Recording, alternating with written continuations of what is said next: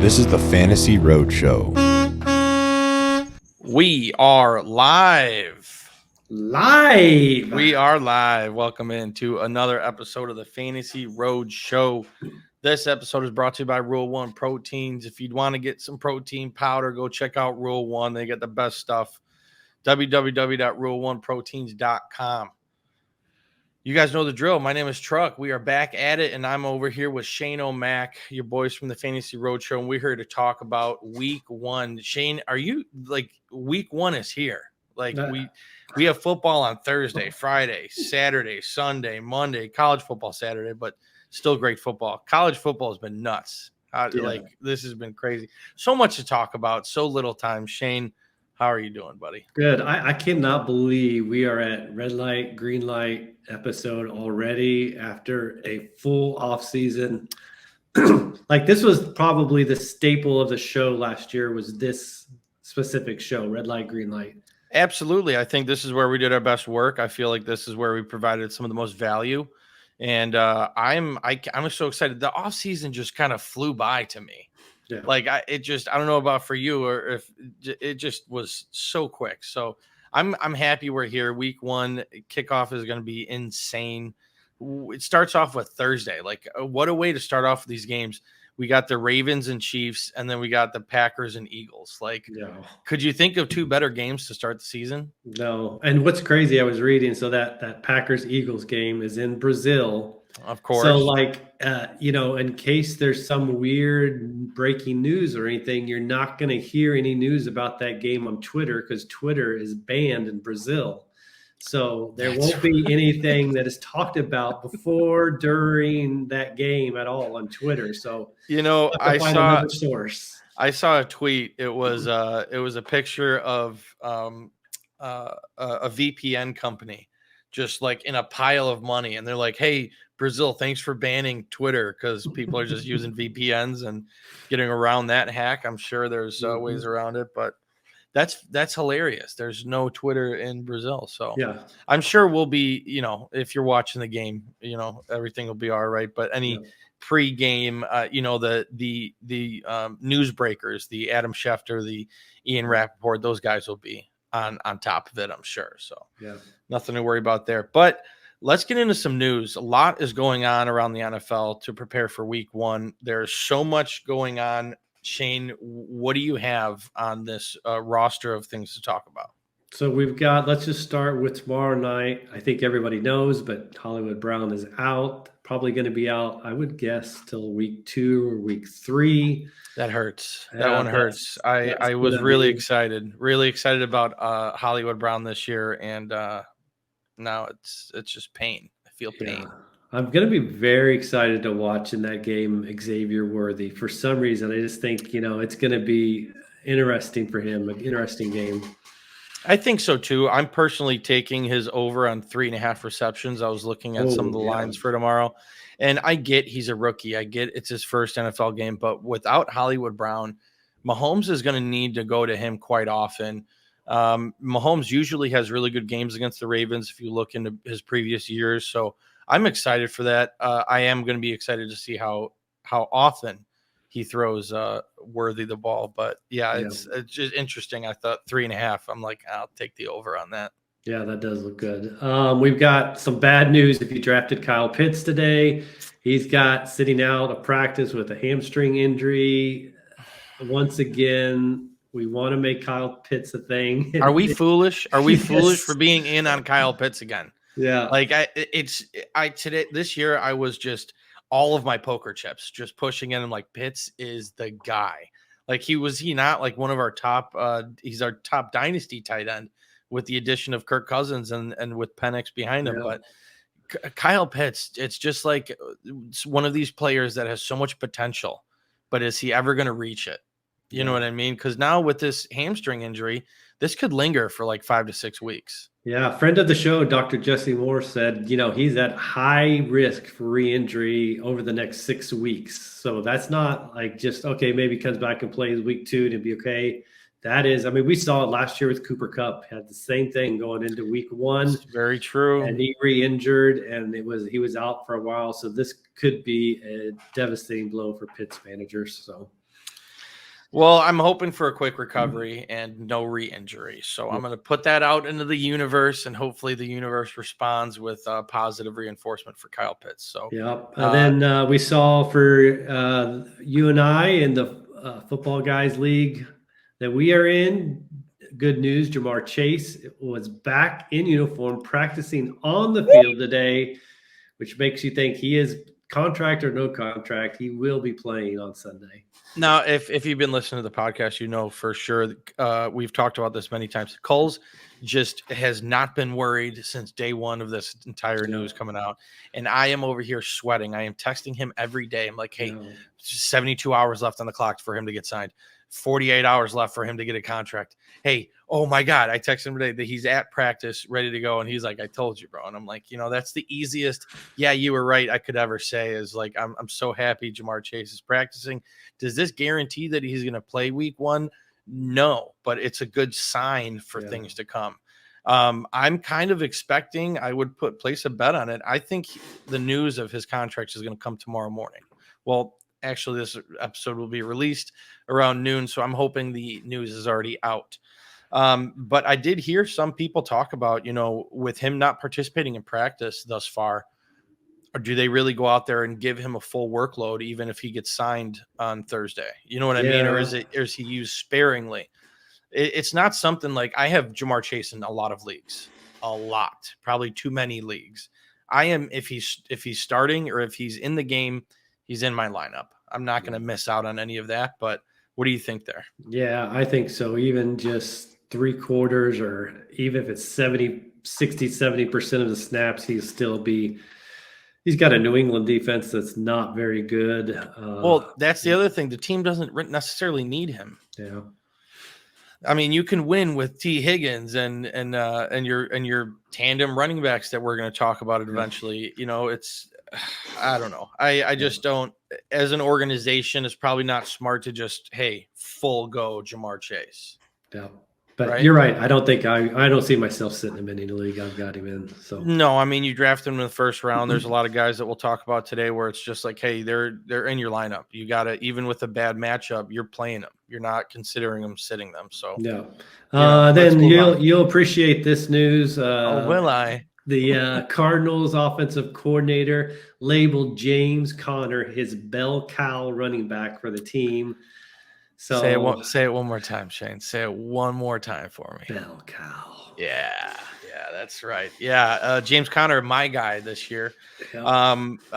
Just as a little foreshadow, he's a green light running back for me. So I'm all in on James Conner this year, and getting some confirmation from the coach calling him a bell cow is just that reassurance I needed. Where I was like, all right, let's just pedal to the floor. So I'm thrilled. That was great news. Yep. Real quick, DeAndre Hopkins limited. I don't think he's playing in week one. I saw him back on the practice field. Yeah, but that doesn't necessarily mean he's playing. Yeah, when he initially got hurt, I mean, they were saying 4 to 6 weeks would definitely take him out of week one. I think. I thought for sure when they said that 4 to 6 weeks, like I was expecting, well, maybe week 4 he's back, week 3 he's back, but I mean, Hopkins is not human apparently, and he's just another creature that we've just an amazing wide receiver year in and year out. So good on you, Hopkins. Another receiver not practicing, probably not playing this week. Josh Downs, probably not a lot of you out there maybe starting him, but for me, what's interesting about this is if AD Mitchell comes out, does something in that week one with Downs out, he's probably going to be a very, very popular waiver wire pickup. Yeah, I think you're right. Something to look at. Yeah, and I think later on we'll talk about some waiver wire ads. Yep. And then just a couple minor things. Jahmyr Gibbs saying he's back to 100%. So he said 98 to 100. 98 to 100. So maybe what by is that? Sunday, if you're 100, dude, just say you're 100. If you're not 100%, say you're not 98 to 100%. Maybe I don't know. Whatever. Yeah. Jaylen Warren said he's going to be good to go to Sunday. He's another guy with a hamstring. I would be nervous starting him. All these guys with hamstrings and acceleration needed would worry me first week playing. I definitely agree with you. I think we'll be talking about him later on. Yeah. And then, for shout out for Scott Fish Bowl participants, Chase Brown, Ty Chandler, they're going to be returning some kicks for their teams week 1, they said. So and maybe flex is also Blake Corum. And Blake Corum will be returning kicks as well. Yeah, so Blake Corum returning kicks, Tyjae Spears, and who was the other one you just mentioned? Chase Brown, Ty Chandler. Chase Brown's the interesting one to me. They're all interesting to me. Okay, like I knew with the new kickoff rules, teams are going to get creative and try to find ways to have this play really impact the game. And what better way than to put the ball in the hands of one of your best players, and that's one of your running backs or wide receivers, so that they go with all of these are running back tandems or running back duos, and Chase Brown, Tyjae Spears, Blake Corum. And then with the Rams, you got Kyron returning punts. So Kyron's returning punts and Corum's returning kicks. You know what I mean? So I'm not reading too much into this because of the new rules. And honestly, it might be better. Like, hey, one of these guys may return it for a touchdown and get an extra touchdown on the week. You know what I mean? Maybe it's an extra 1 or 2 on the season, but I don't know. Could be fun. Yeah, definitely. And then the only couple things was Curtis Samuel, full participant at practice, back, which is a little surprising. I thought maybe he would miss week 1 with that turf toe. That sounds like if he was a full participant, he'll probably be playing this week. So look and see. Okay. All right. Well, I think that rounds out about the news for this week, week 1. Don't read too much into it. I want to preface this. Week 1, like, don't overreact. Okay. This is a common thing. I'm guilty of it. I'm sure Shane has been guilty of it in his many years playing fantasy football. Week 1, don't overreact. Okay. Some people may struggle. Don't automatically go and trade them right away. Let's take it for what it is and reevaluate come next week. So that's all I just want to preface that. It's very important. Don't overreact. I feel like that is the title of today's show. Don't overreact. Yes. Okay. All right. Well, what's next? Do we want to get right into red light, green light? Yeah, let's do it. Okay, great. All right. Well, Shane, do the honors. Kick it off to you. Who do you got for your? Let's start red light quarterback. Who are you giving the pumping the brakes on? I'm gonna have to pump the brakes on, and I've done this. I did this last year. I am nothing but impartial, and I'm pumping the brakes on Dak Prescott. I think he going on the road, playing in Cleveland, hasn't had not only CeeDee Lamb any of the preseason to work with, but Brandon Cooks has been out a bunch too, resting and not playing. That Browns defense is pretty good. I think they were top 5 last year in fantasy points allowed to quarterbacks. And this just smells to me like a 17-14 or at the high end 2017 game where Dak, he's really more like at 230 yards max passing. And maybe you get the 1 passing score from him, but that's about it. Yeah. I mean, he's playing the Browns. All right. Like this was a common thing last year, and it's going to be a common thing this year. If you have a fantasy player that is playing the Browns and you're able to not start them, it might be a good idea not to start them. Obviously CeeDee Lamb, you're starting him. Okay. He's not leaving the lineup. He's playing the Browns, tough matchup. Dak Prescott is not someone you drafted high, and he's probably someone you drafted with a second quarterback. Maybe we'll talk about one of those in the green light segment. But I love what you're saying, Shane, and I completely agree. Dak Prescott is on my red light as well.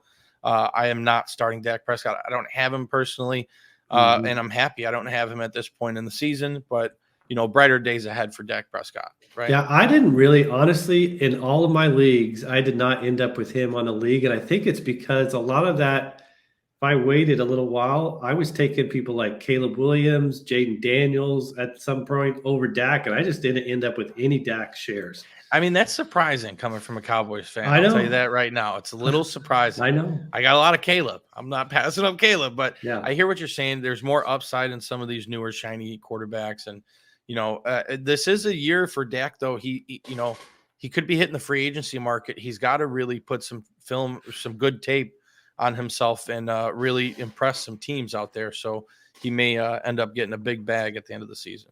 Yeah, we'll see. My red light quarterback is Brock Purdy. Okay. And like very similar to Dak Prescott, kind of drafted in that same range where he might not be a quarterback one, considerably quarterback two. Do not start him. This game on Monday night, the Jets and the 49ers, you're talking about two really, really good defenses. Like I think the Jets are the number 1 ranked secondary, and the 49ers are the number 2 ranked secondary by PFF rankings, whatever, take that as it is. But you're talking about a really tough matchup here, let alone Brandon Ayuk, all the controversy and all that narrative during the entire offseason. Is he fully ready to go? He wasn't really with the team. I know he got the extension and he's happy now, but is there what I mean? It doesn't seem like they've had time to really get the engines rolling during this offseason. So I'm a little wary of the 49ers and the Jets game. But, like I said, you're probably going to be you're going to start Garrett Wilson. You're going to start Breece Hall. There's guys that you are definitely starting in this matchup. But to me, the quarterbacks, Aaron Rodgers and Brock Purdy, I just kind of pumping the brakes on. How do you feel about that? Well, I guess all I'd have to say Shakalaka! All right, so we're boom shakalaka. We are duoed up on this. We are on the red light quarterbacks. I saw the same thing. I saw Jets were number 1 fewest points allowed to quarterbacks last year. You know who number 2 last year was? It was the Ravens. You know what the Ravens did last year? They went into San Francisco and held Brock Purdy to 6 fantasy points in that game late in the season. Yeah. So I think this is a kind of another sneaky low scoring game, which a lot of people wouldn't have thought probably going into the season, but it's one where I'm not expecting a lot of offensive fireworks. I'm going to look at the under. I don't know. I'm looking at what the over under is on that game, and I might be taking the under. Let's just put that there. I like having these conversations, kind of work out my gambling, what direction I'm going to go in. So I appreciate it. Yeah. How about green light quarterback, Shane? If you're not starting Brock or Dak, who are you looking to put in their position, or who are you looking to start this week? Who do you want to press the gas on? So the first guy, and I think if you had drafted Dak or Purdy, you might have had this guy as your second quarterback, and I'm going with the rookie Jayden Daniels. He is facing the Bucs, who gave up. They were bottom 10 in fantasy points allowed to quarterbacks. They gave up, I think it was 6 or 7 rushing touchdowns to quarterbacks last year. And I was looking I had this thought in my mind. Times I have these thoughts. I'm like, are you crazy for remembering this, or does this really happen? And I'm like, I feel like very mobile rookie quarterbacks in their first game have actually a lot of success. And so I was going back and looking. I was like, okay, I went back, I think it was 5 years ago when Jalen Hurts' first start was at Arizona. He was QB1. You had Lamar, and his first real start was a top 10 QB. Yeah. And then I remembered even Marcus Mariota playing at Tampa Bay his first year and rookie year, and he was a top 5 fantasy quarterback for the week when I looked it up and saw. And so I just think there's something to defenses not being prepared for a guy like Jayden Daniels. You are absolutely correct. And oh Jesus, I'm having cat fights in this room. Did you hear that one? Yeah, that was a bit of a loud one. Yeah, that was a loud one. But anyway, I like where you're coming at. I too have Jayden Daniels. So we are 3 for 3 for our quarterback red light, green light. Can we go 4 for 4? My next green light quarterback. I'm not going to put my money on we do, but if we do, awesome. Press the button. It's Baker Mayfield. So it's in the same game. And the Commanders are the 30th ranked secondary pass defense right now. They were the worst last year.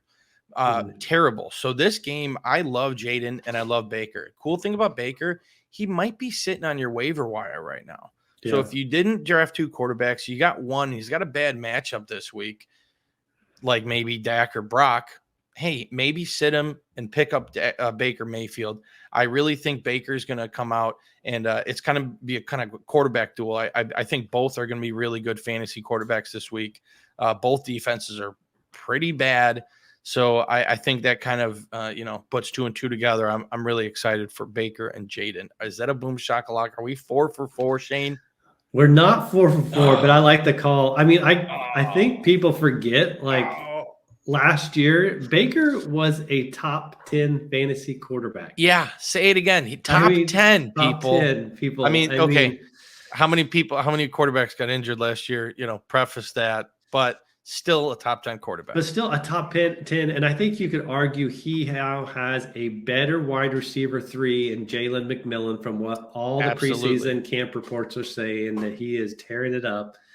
So he got another weapon added there. So. Yeah. And, Chris Godwin's in the slot, right?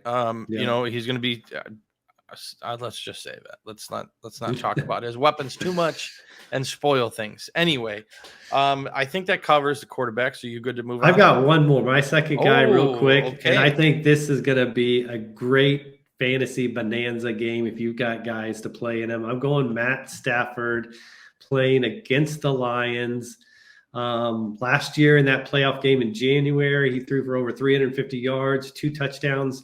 Stafford, when he had Cooper Kupp, Puka Nacua, Kyron Williams on the field at the same time last year, I mean, he was putting up great numbers. It was passing weeks 12 through 17, I think it was. He averaged 2 passing touchdowns a game, was near 300 yards averaging per game. I think this is the high scoring fantasy game you want guys playing in for sure. Oh, 1,000%. I am looking to have players in this matchup. This is going to be a great game. I can get behind that. I don't know who's going to be starting Stafford, but if you're in a deep league, 14-man league, yep. if you're in a limited on options there, Stafford could be a good call. So what did you say about not overreacting in week 1? I'll cop up. There was a point in time this week in my 14-man league where I did slide Jordan Love out of my starting QB position and put Stafford in. But the next day I switched it back. I'm like, do not do this. Do not do this. Don't do it. So I pushed it back and it's locked in. It's not changing. And here's the thing. Stafford may outscore Jordan Love this week. Jordan Love is playing in Brazil. It's a hostile environment over there, and they're playing the Eagles. So I get where your head was at, and that what's the irrational decision that you made. Yeah. But the right decision is to start Love. So whether it may be enticing, go with the right decision and deal with the repercussions in the scoring. So I think play Jordan Love. Yes, don't get cute, as Coles likes to say. Yeah, so. Yeah. All right, well, let's move on to our red light running backs. Shane, what do you got for red light running backs? I think I can confidently say we will not agree on the red light running backs because I'm a little bit against consensus on these guys. Okay, that's you have piqued my interest, Shane. So my first guy is going to be Aaron Jones playing at the Giants. Okay, tell me why. I think this is going to be a little bit improved Giants defensive line. They've added Brian Burns to the line with Dexter Lawrence. They brought Bobby Okereke from the Colts at linebacker. I think they're going to be a little bit better against the run, but I think more what I'm concerned about is just the focus that will be on Aaron Jones when you've got Sam Darnold back there. Jordan Addison is limited. He may or may not play this week. So I just don't feel good like this as a pick'em game. I'm thinking hard about taking the Giants at home over the Vikings. So I'm fading Aaron Jones this week playing in New York. You mentioned something. Okay, no, that was a fake Twitter thing I saw. Oh. Never mind. When you said Jordan Addison, I saw something while scrolling Twitter, which it's not a very healthy thing to do to just be scrolling Twitter. But I came across something that's Jordan Addison was suspended because from his DUI. So that isn't, if you guys saw that on Twitter, not true. You guys Not already really. probably know that, and I'm just But he is dealing with, I think, a word low vomit. ankle sprain. So Yeah, I see that. Yeah, it's up in the air. So yeah, Aaron Jones was not on my radar for red light. But I like where your head's at. I think the Giants could have a sneaky good defense, and I don't think the Vikings are going to be very good. So no. yeah, No. I'm all for that. I am going with a tandem. Okay, I'm going with a tandem in two directions. I'm going to group these all together because I don't know where to go with these running backs. And if I can, I'm going to sit them. And that's the Bengals running backs and the Cowboys running backs. Yeah. Cowboys are obvious. Rico Dowdle and Zeke taking on the Browns. Plain as day, do not start them. More importantly, we need to figure out if Rico Dowdle really is the RB1, what the split's going to look like. We need to answer a lot of questions week one. So totally fading the Cowboys. Bengals could have a good game against the Patriots, but between Zach Moss and Chase Brown, I don't know what's going on there. Too many question marks. I don't want to start either one of them. Want to answer a lot of questions week one. So that's kind of, I'm combining the two running back groups. Not many people would be starting Rico Dowdle or Zeke. If you're in a deep league, you may consider flexing them depending on your roster. But definitely between Chase Brown and Zach Moss, Chase Brown. I'm getting all these names mixed up, but you may be considering starting them. Don't stay away. Let's figure out where the dust settles. How do you feel about that? Yeah, it's good. It's crazy. It was last week. They made the Cowboys and Mike McCarthy had come out and said how much Rico Dowdle, they needed to take him off special teams to allow him to be more rested for his running back duties. Yes. And then, today he officially names Zeke as the starting RB1. So I imagine that's who you'll see coming out of the huddle. The first series for Dallas will be Zeke. My guess is maybe Dalvin Cook doesn't suit up. It's a mess for sure.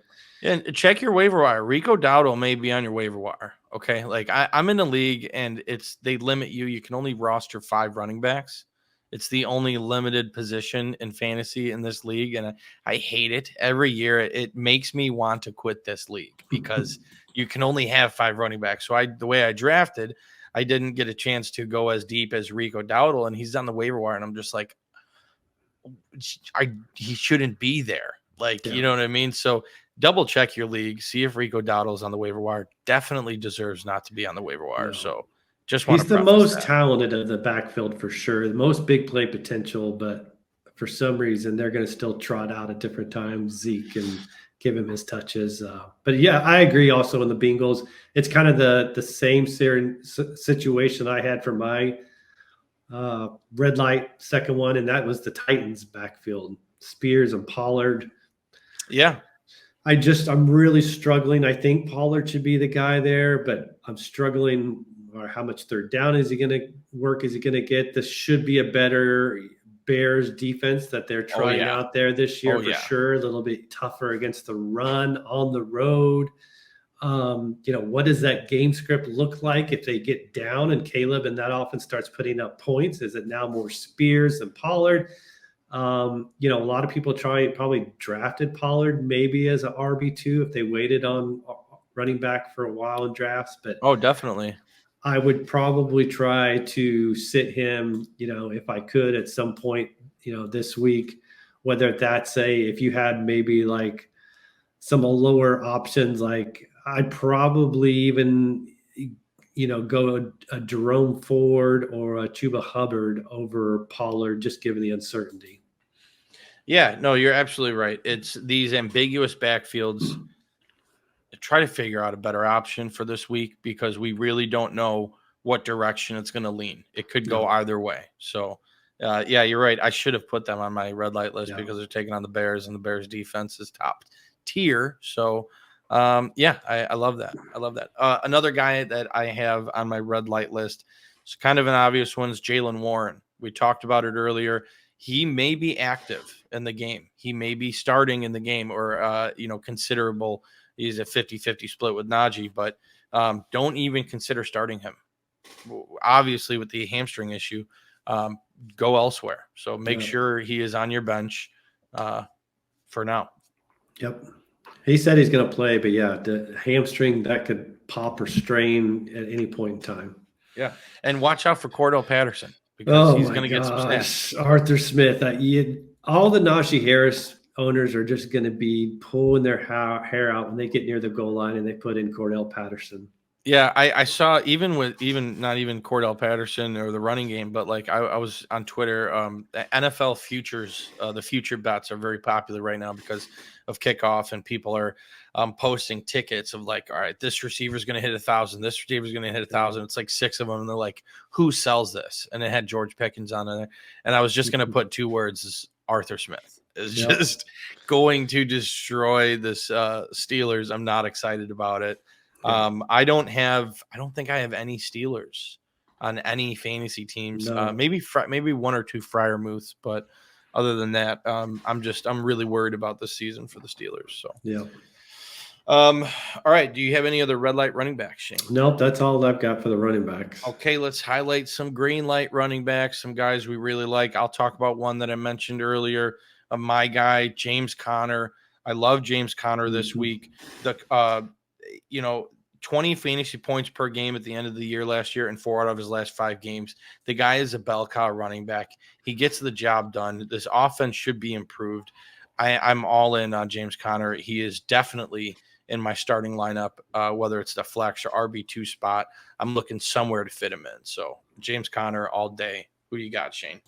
So the first guy I've got is a guy I've been high on all preseason, and that is Gus Edwards, playing the Raiders. Listen, I am not scared off of any and all local reports, national reports of J.K. Dobbins. He is not going to Kyle Pitts me. I am not going to get sucked into thinking this is going to be the year where he's back from all of his injuries. I'm just not buying a guy that in his first year back from an Achilles tear, which is like one of the worst injuries for a running back, that he is going to somehow lead the team in rush attempts. I think Harbaugh comes in and just establishes a strong running presence in this game. Raiders allowed almost 120 yards rushing per game last year, and they were bottom 10 in fantasy points allowed to running backs. And I think, some of those people on that team last year remember that, 61-14 beat down the Raiders, put on the Chargers at the end of the year. I just think this is a Gus Edwards goes for 75 yards, 2 touchdown game. I like that. I want to see J.K. Dobbins do well. Don't get me wrong, but it's not likely. Okay, you're right. Gus Edwards should be scoring a lot of points this week, and the Chargers are going to be looking to get some payback. So I like that. My guy that I want to talk about here on the green light running backs is Kenneth Walker. Kenneth Walker is kind of drafted in this range this year around Alvin Kamara, kind of where he may be your RB3. He should be starting this week in your fantasy roster. He's got a plus matchup against the Broncos. Last year, they were horrendous against the run. I think they gave up the 2nd most fantasy points to running backs. So I think Walker is going to eat this week. He does great in week 1 last year. I think week 1 this year is going to be a similar story. So I'm looking to start Kenneth Walker for sure. Yeah, I think he will by far have the majority of the touches there over Charbonnet. And should be, I think, that's either they have the lead in that game for most of it, or it's a close game where they lean on the run a lot at different times. So, definitely.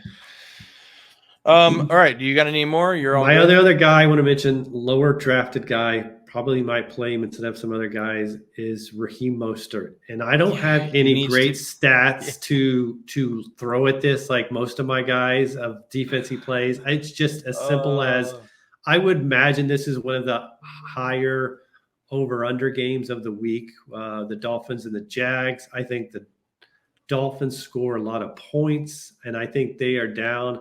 I think it's even if it's Mostert only gets 12 to 14 rush attempts, he could easily fall into 2 near the goal line touchdowns.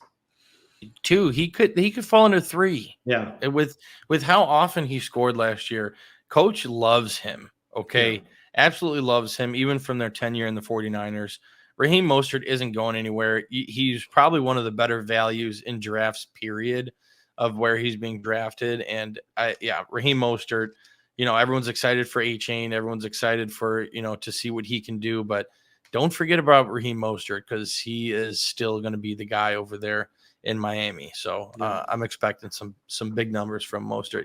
I'm glad you mentioned him, because he deserves to be mentioned for sure. Yeah.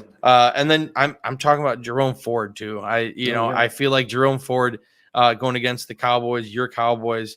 I think a lot of people are questioning whether or not to start him. And I think you should. I don't have a lot of numbers to back it up, but it's just an intuition play. I think Ford's going to have a really good game. He's just going to be, last year he was really involved in the passing game. He was an effective runner. Didn't they just get rid of Diontae Foreman? Yeah, he's been out most of all of like the last month or so. So, yeah, he's going to have the majority of the touches in that game for sure. Yeah. So, consider starting Ford. But I think that concludes our running back portion of Red Light, Green Light. Let's move on to wide receivers. I will preface this right now, okay? I don't have any red light wide receivers. I am excited for all of these guys. I'm excited to see what happens. Even in the bad matchups, I talked about I'm not starting Brock Purdy. I'm not starting Dak Prescott.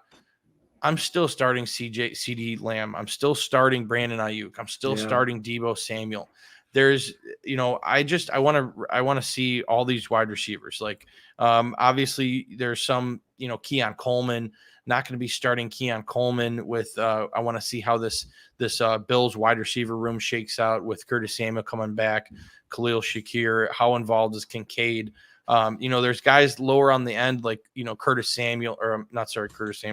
Sutton, but for the most part, the guys that you drafted should be in your starting lineup. Okay.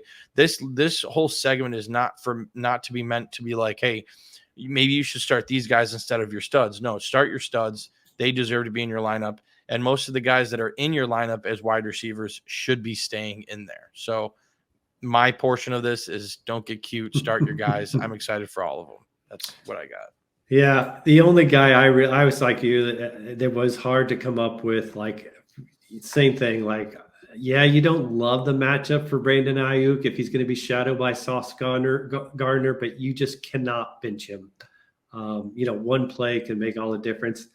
There was really just one guy I looked at, and I think in leagues where you're starting 3 receivers, I think he'll be started as a wide receiver 3, and I think you could pivot off of him in this matchup, and that's Diontae Johnson playing at New Orleans. I think he's now the number 1 receiver there, but that also means, he's going to draw more attention. So he's going to draw probably Marshawn Lattimore in shadow coverage for all that game. And, as bad as we think the Saints will be this year, they still were a top 10 defense in fantasy points allowed to wide receivers. The Panthers will be a little bit better this year, but they averaged under 14 points a game last year. So it's not like a huge ceiling you've got there probably playing in New Orleans. Yeah, that's a very good point. But again, even so, I'm probably still going to start Diontae Johnson. So here's the one I thought of just now. I think I would do this. I think I would start Xavier Worthy over Diontae Johnson. I think I'd start Worthy over Johnson. Okay. All right. I just think there's maybe a little more upside there. Jamison Williams? Jamison Williams would be another one I would start over. Okay. All right. Now we're getting into the wide receiver 3 group where I would push him up over Johnson. Okay. All right. Fair enough. I like it. I like Yeah. it. Maybe I got to revisit that a little bit, but on first glance, it's none I could highlight. So, so let's talk about some wide receivers. I do like one of them. It's kind of my only one. It's kind of ties in with Baker. It's Chris Godwin. I'm really excited to see what Chris Godwin can do in this matchup. I talked about it. The Commanders' pass defense is absolutely horrible.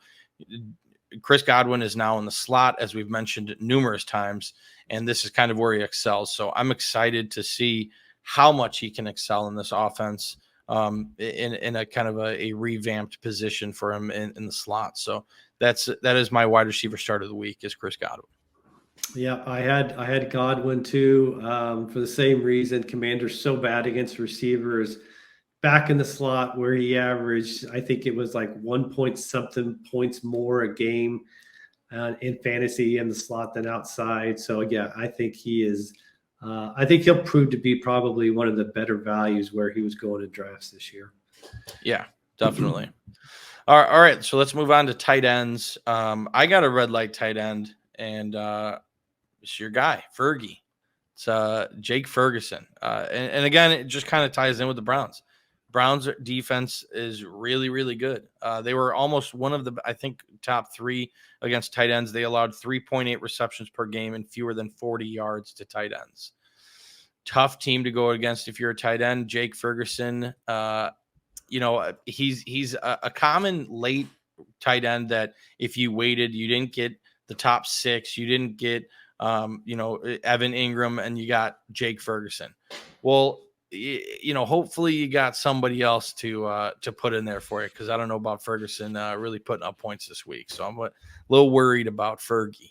Yeah, besides Lamb, I would be off of probably all the Dallas pass catchers for this week. That you could probably find somebody if you had a second tight end, I don't know if I would drop somebody to pick up to stream ahead of Ferguson, but if you for some reason you did draft a second one, there's some guys you probably could play ahead of him. Yeah, without a doubt. So I didn't plan it this way, but my red light tight end, since you took a shot at my Cowboys, I'm taking a shot at your Bears. That's Mr. Kmet. There's a couple things that worry me here. I don't like the usage I saw in the preseason of Gerald Everett versus Cole Kmet. And there was a lot more Gerald Everett usage than I ever would have expected when they signed him in the offseason. Yeah, and it's not just watching preseason, it's hearing the coaches talk about it too. They've been talking Gerald Everett up a lot. Mm-hmm. And everything I'm hearing, all the scuttlebutt in Chicago, Gerald Everett might be tight end one in Chicago pretty soon. So I love Cole Kmet. I love what he was able to do. He's really good at in the red zone, but I'm a little worried on him splitting time. So I co-sign that as hard as it is for me to say that. But yeah, there's a lot of pass catchers in Chicago now. Pass catchers, and Titans were top 5 in fantasy points allowed to tight ends last year. And just there's so much competition for targets right now. Yeah, and Kmet may be the odd man out. So yeah, we'll see. Who do you got for green light tight ends, Shane? Well, my green light guy is a Shane-O-Mac, shocker of the week.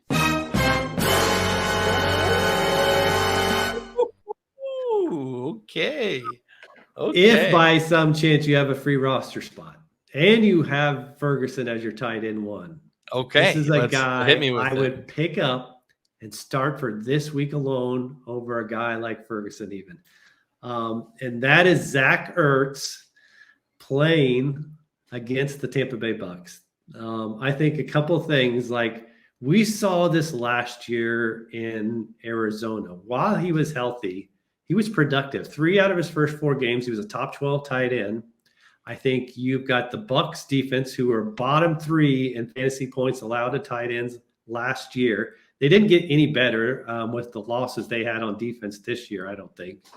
And so now you've got, I think Ertz will be the guy that is leaned on some by Daniels. I think they will be playing him at the beginning of the season over Ben Sinnott. As much as I love Ben Sinnott, it's going to be more Zach Ertz. You've got Dotson gone from that, so that opens up even a little bit more targets available to him than what we thought might have not been there before. I could see a 50, 60-yard game and a touchdown. So anytime you're going to get 12 fantasy points from your tight end, you're probably going to end up being a top 10, top 12 tight end of the week at least. I love that. That is hot stuff coming from Shane-O-Mac. Shocker of the week, first time the drop of the season. Yeah, that was great. Applause to you. My tight end start of the week is Evan Ingram, and if you drafted him, you're starting him. Obviously, if you drafted him as your second tight end, probably not starting him over Laporta, Kelsey, and such. But I love Evan Ingram this week. The Cardinals, they've allowed the most receptions to tight ends last. I know I'm over so here bad. just fumbling. But yes, they allowed 5.5 receptions per game last year. And who better than the tight end who caught the most balls last year? I think it was 143 receptions last year. Insane numbers. 143 targets last year. But he had a ton of receptions, led the league for tight ends. And I think that continues week one. This wide receiver room is completely up in the air to me with Christian Kirk should be the number one guy. You got Brian Thomas, you got Gabe Davis coming in brand new, but who's tried and true? Boy, Evan Ingram. So I am very happy if I have Evan Ingram, especially where he was being drafted. I think he is going to have a smash game this week. I'm taking the overs on his prop lines. So that's kind of I like that because, we don't put much attention to it, but the only game that we saw like almost a full half from the Jags offense in the preseason was Lawrence did target Ingram. I think he had 2 touchdowns in that preseason game alone. So I think he's kind of like the forgotten man. Everyone has talked up and hyped up Brian Thomas Jr. like crazy, and just people forget about Evan Ingram. I don't think Gabe Davis will be a thing. I think it'll be and I don't think Brian Thomas Jr. comes in hot right away. So I think it's going to be a lot of Ingram and Kirk in this week one matchup. Yeah. I'm excited to see. I'm excited for football, man. I'm just period. This is so much fun being able to watch football, especially 5 days in a row. I can't wait. I can't wait for kickoff. This is great. Shane, thank you for joining me on this red light, green light. I'm happy that we were able to go through and kind of highlight some players for these roadies out there that ask questions. If you guys have any specific questions, please reach out to us on Twitter at Fantasy Roadshow, at @SMcCormick_FF, at Fantasy_Trucker. Even hit up Coles at Coles_Sports. He's out there somewhere ready to answer some questions if you got them. So hit us up if you got those questions, and we'll answer them for you and point you in the right direction as best we can. Shane, any closing statements to get the people ready for week one? I don't know. Just enjoy the next 4 days. It's going to be glorious. It's going to be incredible. I can't wait to just turn on Red Zone on Sunday and just zone out for 6 hours during the day. By the way, did you see the news about Red Zone? They now get games in the later portion too. Yes, that had been one of my biggest gripes. How sometimes you'd only get like 1 or 2 games max in the 3 o'clock slot. Yes. Yes, they extended it now, so it's like I don't know. I can't remember the exact stat or the exact news that broke about it, but we got more football on Red Zone. Okay, that's all you need to worry about. I'm so excited. So, yeah, man, I am lost for words right now. I don't know what else to say other than I am so excited. So you guys are the best out there. Thank you for watching. Thank you for listening. Go check out the Substack, thefantasyroadshow.substack.com. We're going to be releasing a red light, green light along with this episode every week. So you guys can get it written and get those emails. So sign up for that. And we got a lot of more stuff. We got our waiver wire article coming out on our Substack each week. Shane, did you want to highlight any names that you mentioned that we didn't talk about today that was on your waiver wire article for week one? So Ertz was at the top of that list of the waiver wire. The other guy I think is a sneaky ad that's not being talked about by anyone in deeper leagues. I would pay attention this week to Noah Brown, who ended up on the Commanders roster. I think before long, he is the number 2 wide receiver on that team. He was one of the better blocking wide receivers in the league. That was part of the frustration for Washington with Dotson, was he wasn't a blocker. So I think that puts him on the field more. And we remember that stretch that he had, like that 3-game stretch last year where Noah Brown was like the number 2 or 3 receiver for 3 weeks straight. Oh, yeah. It's like 160 yards a game or something like that. Something outrageous. Yeah. Yes. So. Awesome. Well, that's great stuff. Make sure you guys go check it out. Again, it's thefantasyroadshow.substack.com. Other than that, you guys know the drill. Buckle up and enjoy some football. Yeah.